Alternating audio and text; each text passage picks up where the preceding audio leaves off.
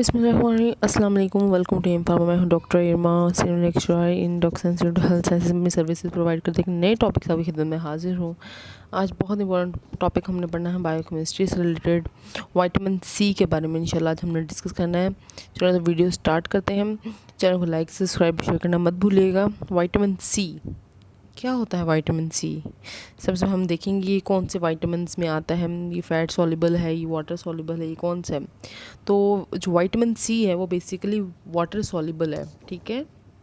इसके अलावा it play an important role in the human health and disease. ये बहुत इंपॉर्टेंट रोल प्ले करता है ह्यूमंस की हेल्थ में और डिफरेंट डिजीज़ से भी ये फाइट करता है। अब हम एस्कॉर्बिक बेसिकली विटामिन सी को हम एस्कॉर्बिक एसिड कहते हैं। तो अब हम केमिस्ट्री ऑफ विटामिन देखेंगे क्या है। अच्छा जी, एस्कॉर्बिक एसिड जो सा होता है वह हेक्सोन मतलब 6 कार्बन डेरिवेटिव है, क्लोजली रिजेंबल करता है मोनोसेक्राइड से। मोनोसेक्राइड के स्ट्रक्चर से रिजेंबल करता है the acidic property of vitamin C. अच्छा, अब जो एसिडिक प्रॉपर्टी है विटामिन सी की वो due to enolic hydroxic group है जो इसके स्ट्रक्चर में प्रेजेंट है, इस वजह से इसकी एसिडिक प्रॉपर्टी है।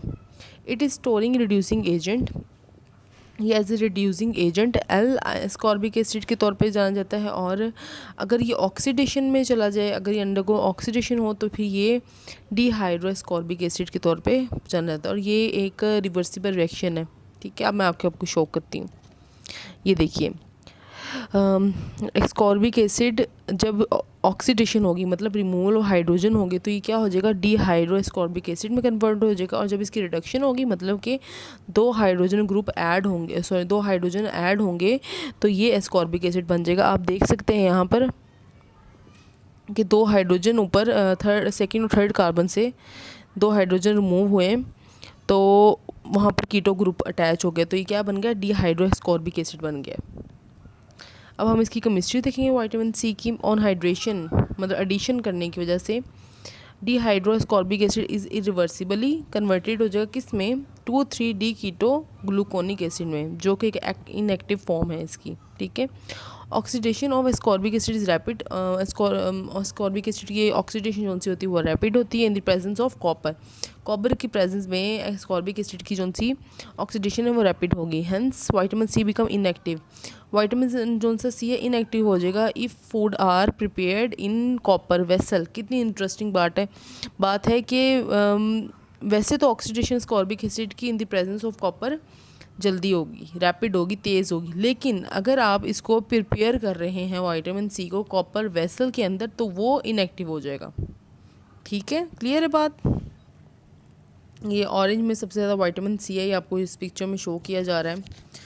आगे एस्कॉर्बिक एसिड का स्ट्रक्चर आपको दिखा रहे हैं, डिटेल में पढ़ेंगे। एस्कॉर्बिक एसिड पे कौन कौन सा फंक्शनल ग्रुप अटैच है। OH ग्रुप मतलब हाइड्रोक्सिल ग्रुप अटैच है। ये CH2 मतलब इथाइल ग्रुप अटैच है। ये रिंग सारा जोन सा है अंडरलाइन ब्लू से हुआ हुआ ये फ्यूरॉन है। और डबल बॉन्ड O इसको हम कीटोनिक ग्रुप कहते हैं। ये इसकी केमिस्ट्री में आपने मेंशन करना है। बाकी हम बायोकेमिकल फंक्शंस देखेंगे विटामिन सी के। कोलेजन फॉर्मेशन में बहुत इस्तेमाल होता है। Basically vitamin C important role play करता है एज ए को एंजाइम के तौर पे इन हाइड्रोक्सिलेशन ऑफ प्रोलीन और लाइसिन में, ठीक है। वाइल मतलब प्रोटो कोलेजन को कन्वर्ट कर देगा ये कोलेजन में। इसके अलावा बोन फॉर्मेशन में इसका यूज़ है। बोन फॉर्मेशन में विटामिन सी रिक्वायर्ड होता है, ठीक है। बोन फॉर्मेशन में आयरन से थर्ड वन आयरन है। हीमोग्लोबिन मेटाबॉलिज्म में एस्कॉर्बिक एसिड रिक्वायर्ड होता है। एस्कॉर्बिक एसिड बेसिकली एनहांस करता है आयरन की एब्जॉर्प्शन को बाय कीपिंग मतलब उसको फायरस फॉर्म में रखता है जिसकी वजह से आयरन की एब्जॉर्प्शन ज़्यादा होती है। This is due to the reducing property of vitamin C. ये इस वजह से होता है क्योंकि विटामिन सी की रिड्यूसिंग प्रॉपर्टी है। प्रिवेंशन करता है ये हमारी प्रिवेंटिव एक्शन होता है इसका क्रॉनिक डिजीज़ में।